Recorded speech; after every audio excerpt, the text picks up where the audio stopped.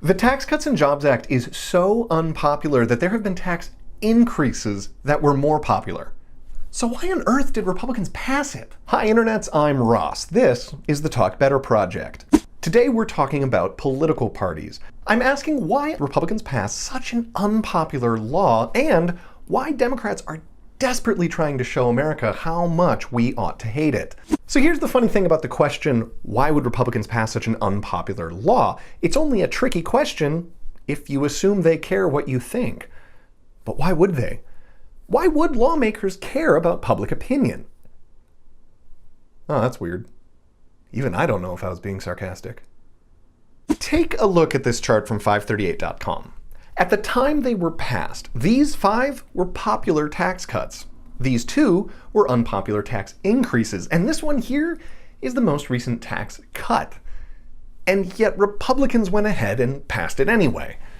And you know why? Because public opinion doesn't get votes.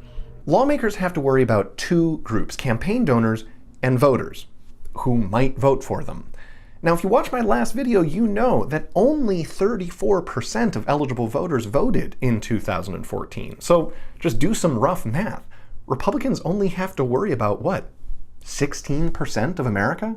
I mean, this bill is targeted to help people who make a ton of money and enormous corporations, and it's defended with arguments about trickle-down economics. Campaign donors tend to be people who make a ton of money and own enormous corporations. And conservative voters tend to be people persuaded by arguments in favor of trickle-down economics. See where I'm going with this? I think Republicans took a gamble, and politicians are always making this call. They have their own constituencies that they represent, they have their own philosophies and ideas, they're lobbied and supported by certain groups, and then they pass laws that reflect those elements. It's just usually the laws they pass aren't so hated. Plus, I'm crazy enough that I really do believe that most Republicans who wrote the bill actually believe it will help the economy overall in the end.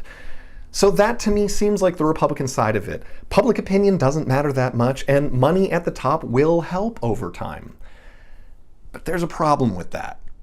It sounds awful.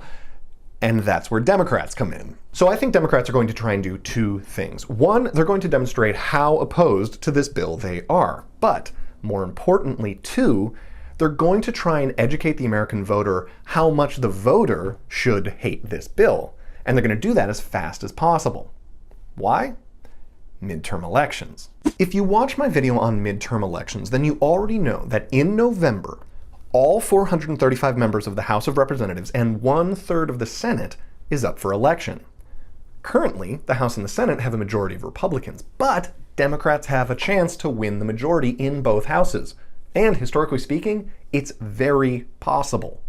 Right now, the sun rises and sets for the Democrats in making the Tax Cuts and Jobs Act sound as unattractive as they can manage, while making the Democratic Party sound like it stands for everything opposite to it. But let's go back to why Republicans would gamble on such an unpopular bill, because there are some theories.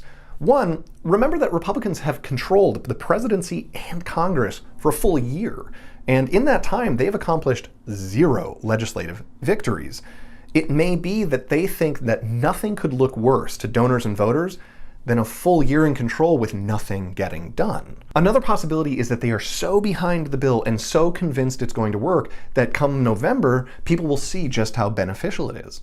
Maybe there will be a surge in wage growth or a drop in consumer prices just in time to show voters this is just the great tax bill that they were promised. But no matter the case, 2 things can't be overlooked. 1, this was an incredibly unpopular bill, and 2, the timing couldn't be more important.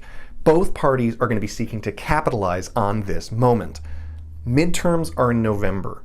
Don't think that's a long way away. Both Republican and Democratic Party are worrying all the time about those elections. Democrats would love to hang the worst law ever written around the necks of Republicans. And Republicans apparently want to appeal to their strongest voters, their richest donors, show that they can do something as a governing party, and hope for the best for the economy. Imagine for a second that you were a lawmaker. Is there a law that's so important to you that you would pass it even though it was wildly unpopular in the general public?